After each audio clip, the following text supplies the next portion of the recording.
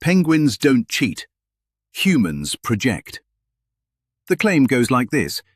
Did anybody else learn that penguins cheat on each other? As if a group of Antarctic birds gathered one winter and collectively invented betrayal. They didn't. What's actually happening in these TikTok videos isn't biology, it's projection with subtitles.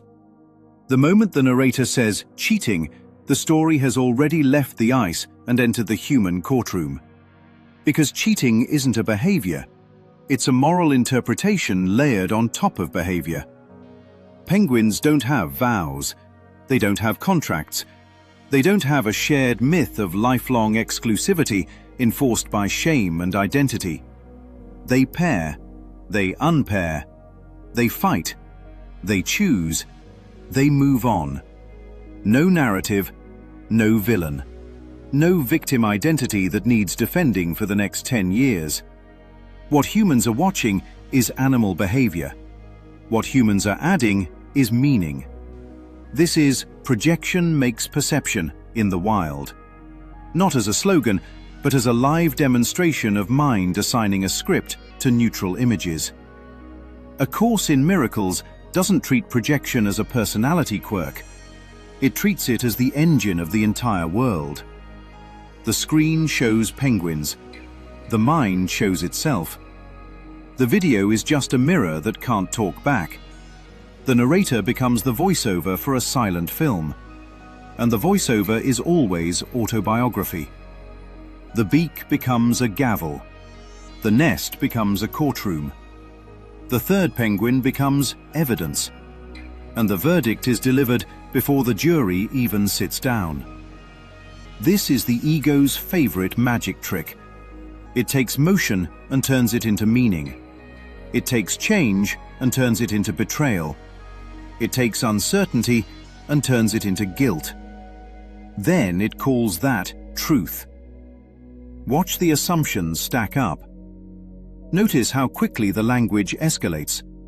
Husband, wife, homewrecker. She chose him after everything. Now he's vulnerable to predators. That's not observation. That's a screenplay.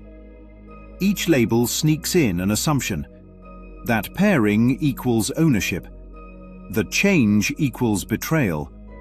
That loss equals injustice. That pain requires a culprit. By the time the video ends, viewers aren't watching penguins anymore. They're reliving their own breakups through feathers and beaks. The penguin didn't lose his wife. He lost a story humans insist on telling. A Course in Miracles calls this the confusion of levels. Form gets treated like content. Behavior gets treated like intent. A body gets treated like a self. A scene gets treated like a sentence with a moral hidden inside it. The ego loves labels because labels feel like control. A label is a stamp that says, now it's knowable. And the ego would rather have a painful story than admit not knowing. Not knowing feels like death to the ego, so it manufactures certainty. It manufactures villains. It manufactures types of people. Then it calls those types real. This is why betrayal narratives spread so fast. They don't merely describe an event, they protect an identity. They keep the self-concept intact by giving it an enemy. That is the ego's version of safety. That is the ego's version of love. A Course in Miracles calls this the special relationship. Special love always comes with special rules. Special rules always come with special punishment. And special punishment always needs a special criminal. So the mind recruits a penguin to play the role. The homewrecker myth, even on ice. The word homewrecker only works if the home was already fragile. That truth is uncomfortable, so the mind prefers a villain. Blame feels safer than uncertainty. Labels feel safer than impermanence. So a third penguin becomes a criminal. A choice becomes a moral failure. Nature becomes a warning sign about your man. That's not science. That's emotional outsourcing. This is the ego turning the world into a courtroom so it can keep sentencing something outside itself. If the problem is out there, then salvation must be out there too. That is the ego's entire religion. A Course in Miracles flips that at the root. The world isn't the cause. The world is the effect. The story isn't discovered. The story is authored. The mind isn't reporting facts. The mind is defending a belief system. Homewrecker is a myth that preserves innocence by relocating responsibility. It says, the structure was fine until an invader arrived. But specialness was never stable. It was just rehearsed. It was a stage set. And the moment reality touches the plywood, it shakes. Calling someone a homewrecker is like blaming the last gust of wind for a house built with no foundation. The gust didn't invent the weakness. It exposed it. That is why the ego hates exposure, because exposure threatens the story. And the story is the ego's shelter. The real difference between penguins and people. Penguins don't retell what happened. They don't build an identity out of injury. They don't create content explaining why the other penguin was wrong. They just keep living. Humans, on the other hand, replay events until the story hurts more than the event ever did. The suffering isn't in the fight. It's in the narration. A Course in Miracles goes even further. It says the ego maintains itself through narration. Narration is the ego's oxygen. It keeps the past alive. It keeps grievance warm. It keeps separation believable. The ego doesn't merely remember. It weaponizes memory. It edits. It zooms. It adds music. It adds moral framing. It turns a moment into an identity. And once identity is fused to the story must be protected. That's why the mind prefers, I was betrayed, over, I misperceived. Betrayal makes the self righteous. Misperception makes the self humble.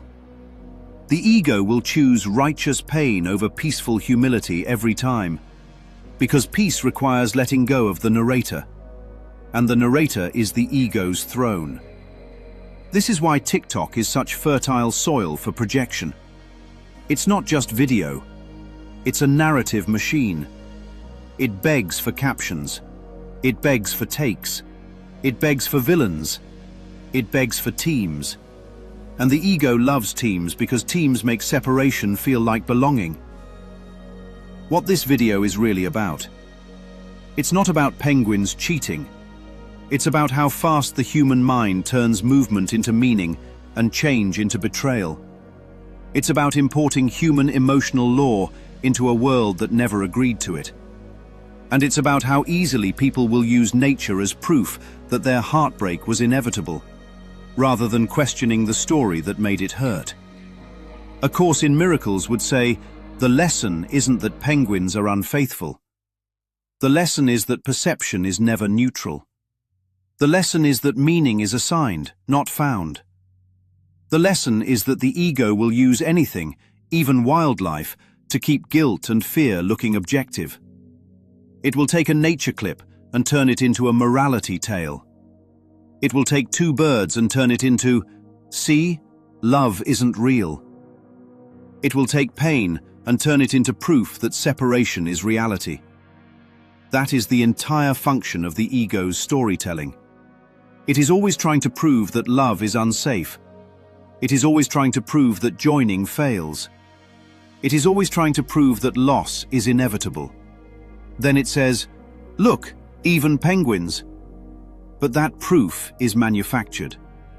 It is a stencil pressed onto random snow. It is a subtitle track laid over silent footage. It is a pair of tinted glasses called experience. A Course in Miracles offers a different use for the same moment. Not to condemn the world, not to justify fear, but to recognize the projection and withdraw it. That is forgiveness, not pardon, not mercy for a real sin, but the recognition that what seemed to happen in the story is not the truth of anyone. Forgiveness says the meaning assigned is the error. Forgiveness says the guilt is the hallucination. Forgiveness says the mind can choose again. Because the pain was never in the penguin. The pain was in the interpretation. The penguin walks away. The ego keeps filming. The miracle is to stop filming and start seeing.